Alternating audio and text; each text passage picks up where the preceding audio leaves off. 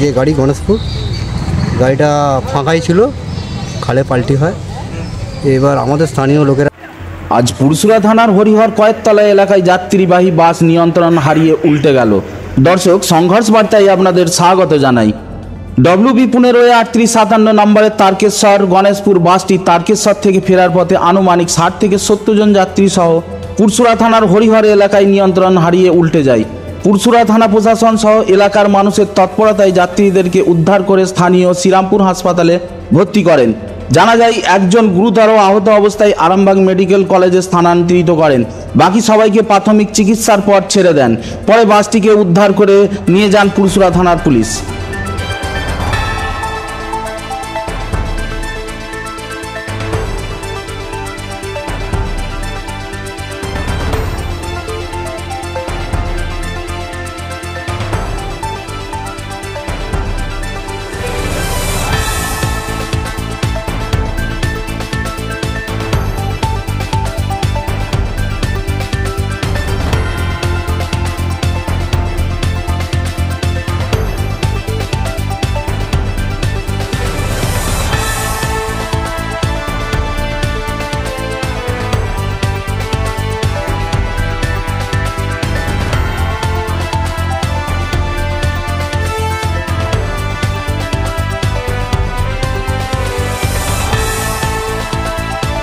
এখানে বাসটা তারকেশ্বর থেকে গড়ের ঘাট আসছিল, সামন্ত রোড হয়ে চিলাডাঙ্গির দিকে যাচ্ছিল।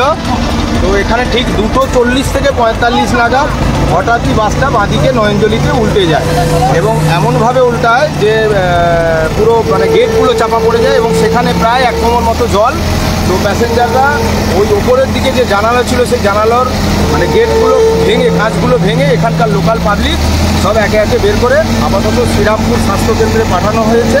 সেটা থানার যে সমস্ত ভ্যান ছিল, প্রায় 4 থেকে 5টা ভ্যান এসে থানার পুলিশ অফিসাররা যথেষ্ট সহযোগিতা করে হসপিটালে আপাতত ভর্তি করেছে।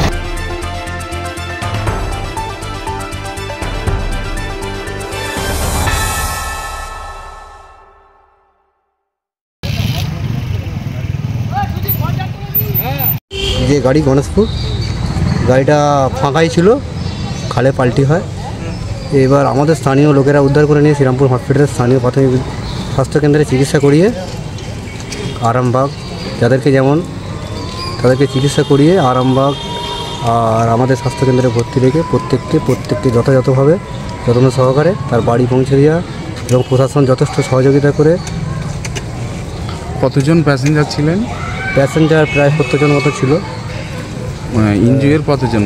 ইনজিওর হয়েছে আপনার ওই জনা 30 মতো।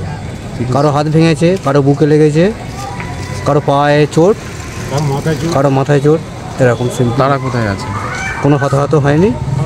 প্রত্যেকে আরামবাগে রেফার আছে, যেগুলো বেশি হেভি ইনজিওর, আর বাকিরা সব বাড়ি চলে গেছে।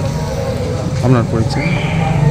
আমার নাম সুজিত পণ্ডিত, আমার এখানেই বাড়ি শ্রীরামপুর।